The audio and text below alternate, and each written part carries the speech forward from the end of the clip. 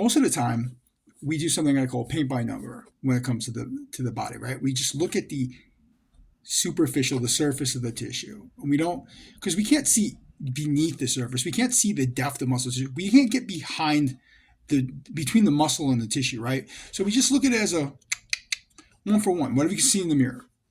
That's paint by number, because there's thousands of fibers in each muscle, right, that have a responsibility and that have a connection or lack connection.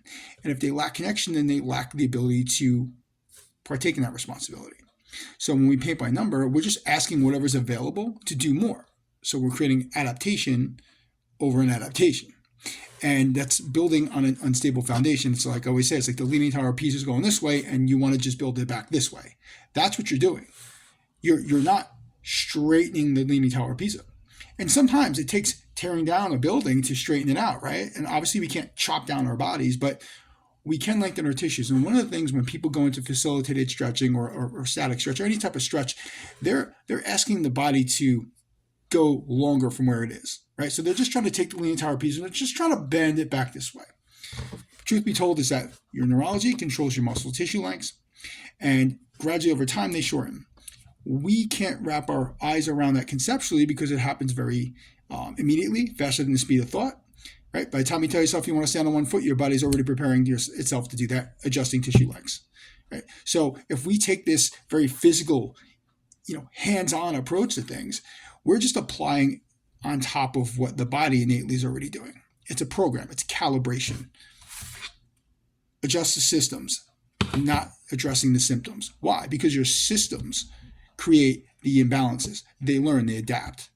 Everything you do, your experience, predicts how your body shows up. Yes, some people are taller, some people are shorter, all shapes and sizes, but the hip bone's connected to the thigh bone, and the brain does not discriminate, right? It's programmed to do exactly what it's supposed to do, to keep you safe, alive, healthy, and then you consciously decide how else you want to use that. So all these things that accumulate in your tissues are what are showing up now. If you want tissue length to be at its longest, we can get a more elasticity. We get some sort of lengthening, but we're not getting true releasing of tension. Because why? The brain's not talking to the body. If you can't connect the muscle, you can't get the change. Just like you're training, right? If you're going in paint by number, well, if you put your body in a certain position and you bang out triceps, you'll hit a certain part of the tricep, right? Well, the same goes for releasing muscle tissue. You need to stretch it. So if you were able to go into a clean range of motion, your body would do it in sequence and would do it effectively, efficiently, and there wouldn't be any issues. But it adapts because we favor one motion more than another. So with that said, if you really truly want to change tissues, it needs to be done under counter resistance. It needs to be pulled on the opposite eccentric end. So we got the concentric phase, which is shortened, and the eccentric phase where it lengthens. Your body can only lengthen right now to where it's calibrated to.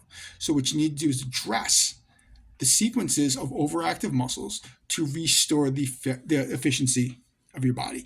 And then you can start taking down that Leaning Tower of Pisa, and once it's all flat, you could build it straight. It's not a matter of if, it's a matter of when.